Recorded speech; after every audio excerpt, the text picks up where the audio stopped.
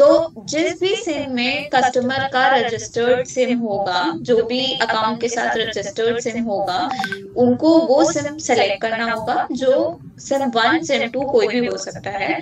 तो once they have selected this, क्योंकि उस सिम पे ओटीपी जाएगा वेरिफिकेशन के लिए and for other purposes too. After this SIM selection के बाद यहाँ पे उनको अपना नेम देना होगा। यहाँ पे नेम वो अपने हिसाब से दे सकते हैं। उनके खुद की फीजिबिलिटी के लिए नेम का ऑप्शन है, so that they can also मतलब इनिशियल्स भी दे सकते हैं इसके अंदर। After this they have to agree with all the terms and condition. तो they can go through all the terms and requirements. एक बार ये अग्री हो गया वो सारे टर्म्स पे, they have to click on continue tab. So ऐसा कुछ आएगा टर्म्स एंड कंडीशन में, दे हैव टू अग्री। यहाँ पे कोई, यहाँ पे फॉर एग्जांपल रवि यहाँ पे नाम दे दिया उसने, कंटिन्यू। कंटिन्यू करने पे कस्टमर को एक एम पिन सेलेक्ट करना होगा। M PIN is nothing but a security PIN. तो जब भी वो अपने एप्लीकेशन में लॉग इन करेगा, उससे हर बार ये सिक्योरिटी पिन मांगी जाएगी। तो कुछ ऐसा एम पिन उसको सेलेक्ट करना है जो उसको याद रहे हमेशा। So it's a 6 digit pin, 6 digit का होता है ये सिक्योरिटी पिन। यहाँ पे सेट करने के बाद कस्टमर के पास ऑप्शन आएगा कि बायोमेट्रिक भी रखना है उसको सिक्योरिटी में या नहीं। ये ऑप्शनल होता है इन केस कस्टमर के पास स्मार्टफोन नहीं है या उसको नहीं रखना है बाय एनी चॉइस, तो वो ये प्रोसेस को स्किप कर सकता है।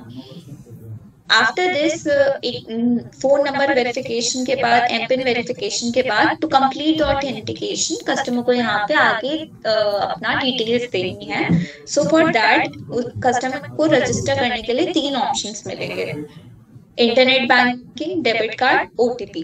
तो ये ऑप्शंस हैं। फॉर एग्जांपल अगर कस्टमर इंटरनेट बैंकिंग सेलेक्ट कर रहा है तो कस्टमर का पहले से ही इंटरनेट बैंकिंग एक्टिवेटेड होना चाहिए। तो अगर कस्टमर का इंटरनेट बैंकिंग एक्टिवेटेड है तो फिर वो ये ऑप्शन के थ्रू डायरेक्टली मोबाइल बैंकिंग को एक्टिवेट कर सकता है। तो इसके अंदर उसको सिर्फ अपना लॉगिन आईडी, पासवर्ड डालना होगा। इन केस कस्टमर ने इंटरनेट बैंकिंग अभी मतलब लॉगिन नहीं किया हुआ है, रजिस्टर नहीं किया हुआ है, तो कस्टमर के पास सेकंड ऑप्शन आता है डेबिट कार्ड। इन केस उसको ऑलरेडी डेबिट कार्ड मिल चुका है उसके वेलकम किट में एंड उसने पिन भी सेट कर लिया है थ्रू एनी मींस, उसने फोन बैंकिंग या किसी और मेथड से अपना एटीएम पिन ऑलरेडी अवेल कर लिया है, तो यहाँ पे उसको अपना कार्ड नंबर डालना है, एक्सपायरी डालनी है और एटीएम पिन डालना है। ये 3 डालने के बाद वो रजिस्टर कर देगा। बट इन केस उसके पास ना इंटरनेट बैंकिंग है ना डेबिट कार्ड का ऑप्शन है, तो थर्ड ऑप्शन आता है ओटीपी का। ओटीपी में यहाँ पे कस्टमर का आईडी जो है ये पहले से लिखा हुआ होगा, यहाँ पे कुछ लिखने की जरूरत नहीं है। कस्टमर को सिर्फ 2 डिटेल्स देनी होगी, अपना डेट ऑफ बर्थ और अपना पैन नंबर। ये 2 डिटेल्स लगेंगी कस्टमर की। जैसे ही वो ये दोनों डिटेल्स देगा, जो कस्टमर का रजिस्टर्ड मोबाइल नंबर होगा उसमें एक ओटीपी जाएगी। द कस्टमर प्रोसीड दिस, ये information, then they have to click on this send OTP button. जैसे ही वो ये टैब पे क्लिक करेगा OTP जाएगी एंड OTP के सक्सेसफुल होने पे उसका रजिस्ट्रेशन कंप्लीट हो जाएगा। So this is the whole process of opening or registering on the mobile application of Axis Bank। तो ये सिंपल से 3 स्टेप का प्रोसेस है। आई होप इसमें वो है signature update. Signature update customer को जैसे ही अकाउंट एक्टिवेट होता है उसको अपना मोबाइल एक्टिवेट करना है एंड तुरंत उसको अपना सिग्नेचर अपडेट करना है। So this is the most required thing that customer should do.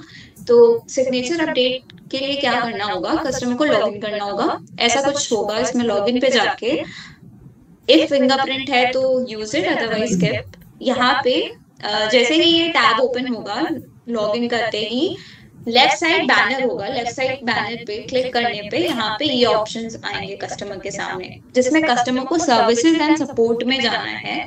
Services and support में जाके सर्विस में जाना है। सर्विस में जाते ही ये यहाँ पे इस टाइप का पेज खुलेगा कस्टमर के सामने, जहाँ वो बहुत सारे अदर फैसिलिटीज भी यूज कर सकते हैं, but they have to click on account option. तो अकाउंट ऑप्शन पे क्लिक करते ही यहाँ पे ऐसा पेज आएगा ये एकदम राइट साइड पे जहाँ मेरा कर्सर है। इसके अंदर कस्टमर अपना होम ब्रांच चेंज कर सकता है, नॉमिनी अपडेट कर सकता है, फॉर्म 60 डाल सकता है, या फैमिली बैंकिंग, मतलब बहुत सारे ऑप्शंस हैं। बट कस्टमर को यहाँ पे अपडेट सिग्नेचर पे क्लिक करना होगा।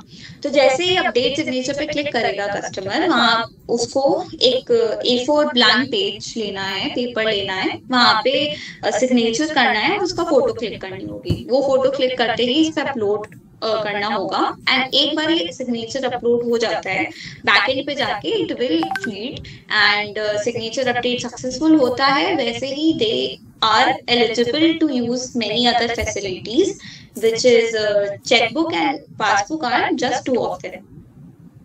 तो ये बट इन केस कुछ टेक्निकल ग्लिच आई है या कस्टमर नहीं कर पा रहा signature update because of any reason, तो उस केसेस में कस्टमर को ब्रांच जाना होगा। जो भी नियर बाय ब्रांच है कस्टमर को वहां पे जा सकता है and they have to submit documents whatever the branch asking and they can upload and fill the form and upload the signature, update the signature in the account.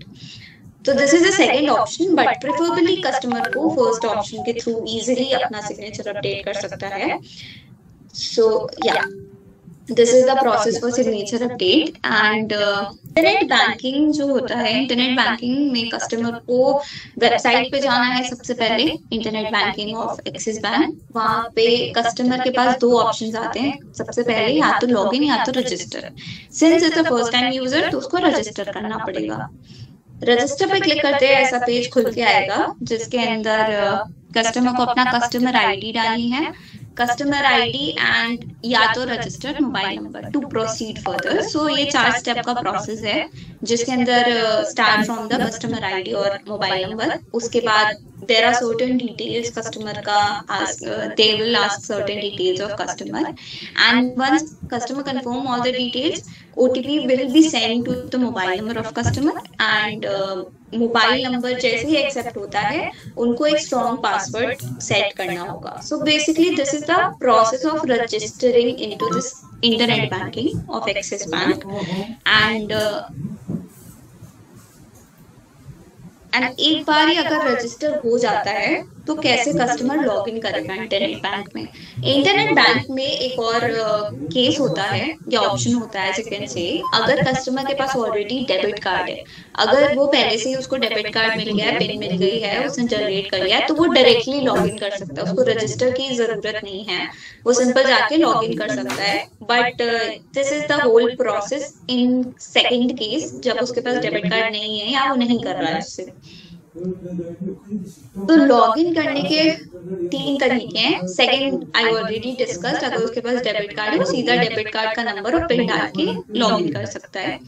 अगर customer ये पहला वाला है ऑप्शन जो ये 4 स्टेप के बाद उसका होगा अभी, जिसके अंदर कस्टमर का लॉगिन आईडी या कस्टमर आईडी डालनी है एंड जो उसने पासवर्ड सेट किया है वो यहाँ पे उसको इंटर करके लॉगिन करना है। So this is the option which customer can use. Second directly debit card से, एंड थर्ड है एमपिन के थ्रू। एमपिन जो उसने मोबाइल बैंकिंग के टाइम सेट किया था, तो अगर कस्टमर का ऑलरेडी मोबाइल बैंकिंग है तो वो इंटरनेट बैंकिंग में डायरेक्टली लॉगिन कर सकता है। उस कस्टमर को सेलेक्ट करना है रजिस्टर्ड मोबाइल नंबर या कस्टमर आईडी, और अपना जो सिक्योरिटी पिन उसने मोबाइल बैंकिंग में पुट किया है वो यहाँ पे उसको डालना है and they can simply log in into this. So ये 3 ऑप्शंस हैं इंटरनेट बैंकिंग के लॉगिन के लिए। सो